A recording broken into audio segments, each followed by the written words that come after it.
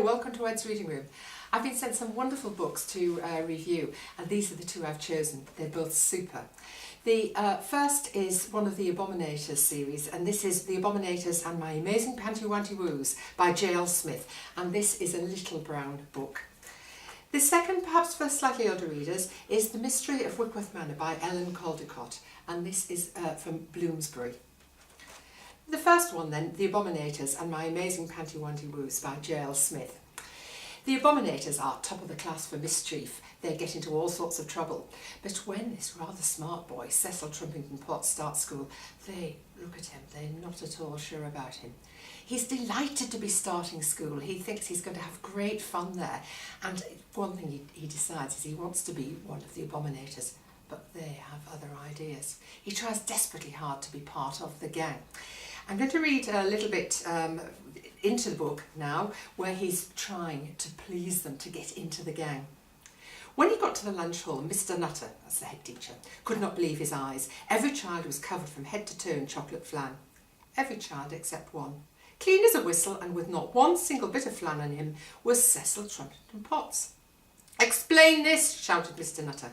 Cecil got to his feet and pointed at the table next to him, where the chocolate-coated Abominators were sitting, looking subdued. "Well, sir, I overheard my new friends saying that it would be fun to have a food fight, and I heard them say my name, so I organised one. It was a great success."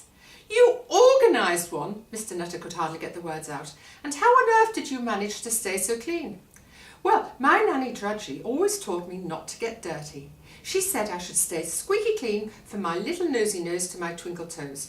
So I hid under the table and shouted, 'Food fight,' very loudly, until it was all over. I think my shouting really helped to encourage everyone, don't you?" Well, he gets into all sorts of trouble, of course, trying to get into the gang.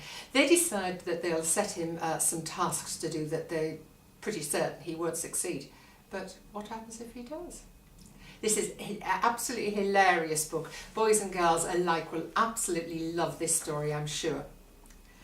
Now, in The Mystery of Wickworth Manor by Ellen Caldecott, we have the two of the main characters, Curtis and Paige.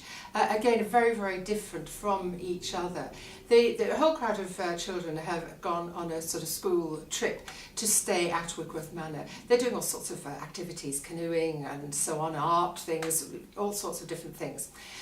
The children are really, really keen, of course, on all these things, but Curtis and Paige somehow get involved in finding out a bit about the history of the place. Now, fairly near the beginning of the book, the girls have arrived, Paige and her friends. Curtis is a little bit later in arriving, and he doesn't seem to have found his way to the proper bedroom he's in. So that evening he has to just sort of find somewhere, and he finds a room that he thinks, "Oh, this will do, I'll stay in here, it's at the top of the house." He's having a look around the room, and he finds something. He unwrapped the cloth and gasped. It was a painting, about 1/2 metre high and a bit less wide. He stood up and pulled the curtain a little until a puddle of light fell onto the canvas. A pair of eyes stared at him from inside the gilt frame. The eyes were dark and ferocious. They belonged to a boy with cropped hair and dark skin. He was wearing a bright red coat, some kind of servant's uniform maybe. Though the boy didn't really look old enough to have a job, he looked about 12 or 13. The red coat had bright gold buttons, each one decorated with a map of the world, like tiny gleaming globes. But it was the eyes that held Curtis's attention. Angry eyes, lost eyes, frightened eyes. Eyes that seemed to be looking at him as much as he was looking at them. Curtis decides that, and Paige wants to get involved in this as well, that they want to find out more about this painting and more about the history of the manor and the family who lived at the manor. But of course the lady who owns the manor now, she realises that something's up. They're trying to find something out. But Curtis and Paige have very, very different ways of trying to solve the mystery.